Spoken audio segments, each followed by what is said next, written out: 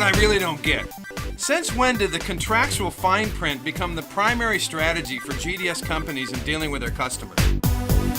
I just returned from an around-the-world trip, had a bunch of meetings with airlines and travel agencies all over the place. What I heard loud and clear from both groups is they're unhappy. Unhappy with the state of distribution, specifically unhappy with GDS distribution. I know, you're probably saying, there he goes again, the bobblehead bashing the GDS. But listen, because even I, a passionate and opinionated bobblehead, recognize that the GDS companies hold a very important place in our travel supply chain. The question is, do the GDSs realize this? I'm not so sure the way they're treating their customers lately. So how did we get here?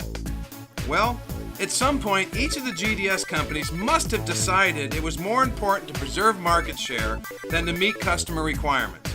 And it was downhill from there.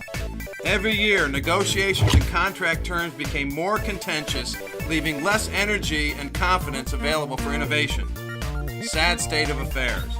Instead of listening and responding to the needs of the airlines and the agencies, the GDS companies focused their efforts on inserting restrictive and innovation-limiting language into the various contracts with airlines and agencies. So you could say the fine print actually won out over collaboration and innovation. Don't believe me? Look at the controls imposed on travel agencies.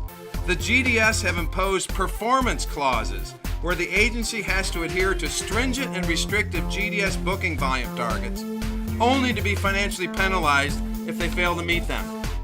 This obligation stifles innovation and differentiation from the agency, who must now focus on solely serving the GDS masters rather than the clients. Not good.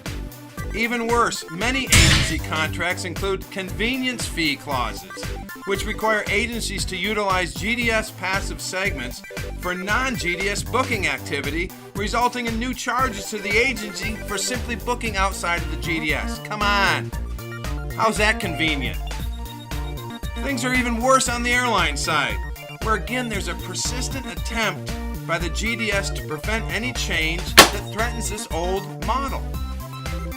Look at the full content and parity restrictions that limit how airlines and specific travel agencies can work together. Or the P&R ownership and control clauses that limit what and when airlines can actually offer additional products and services to agencies and consumers. Come on! And here's the worst one in my view. Certain anti-promotion clauses restrict an airline's ability to even actively meet with or solicit agencies to develop new and unique beneficial relationships. Hey, travel agencies, maybe this is why your airline vendors haven't been in contact lately, because the GDS won't allow it. Pretty scary, isn't it? Now, based on all the frustration out there, it seems the GDS companies and their customers need to push the reset button, start over, return to a place where the biggest emphasis is on mutual value, not the fine print. Come on, otherwise, what's the foundation of a business relationship? Nothing. Oh, and by the way, no airline or travel agency has actually shared any specific GDS language with me.